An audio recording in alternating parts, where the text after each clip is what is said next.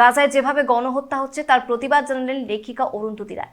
Berlin film festival boycott করেছেন তিনি। অরুন্ধতী বলেন, হাজার হাজার শিশু খুন হয়েছে, এখনো গাজার 8,000 মানুষ ধ্বংসস্তূপের মধ্যে, তা সত্ত্বেও ইসরায়েলকে অস্ত্র পাঠাচ্ছে জার্মানি।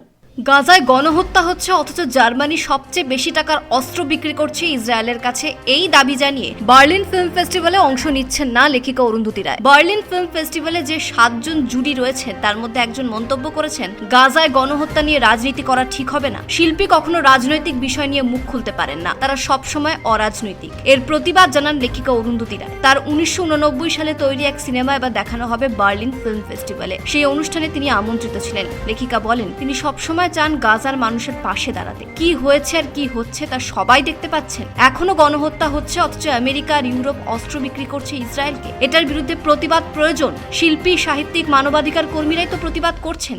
এটা দেখতে পাচ্ছেন না যারা, তাদের সঙ্গে থাকা যায় না। আমি মনে করি ফিল্ম ফেস্টিভ্যাল বয়কট করা প্রয়োজন। গাজায় এখনো হামলা চালাচ্ছে ইসরায়েল, প্রতিদিন মানুষের মৃত্যু হচ্ছে, শিশুদের যেভাবে খুন করা হচ্ছে তা নিয়ে কোনো হেলদোল নেই জার্মানি আর আমেরিকার। প্রতিবাদ না করে যারা চুপচাপ রয়েছেন তাদের কি আগামী পৃথিবী ক্ষমা করবে?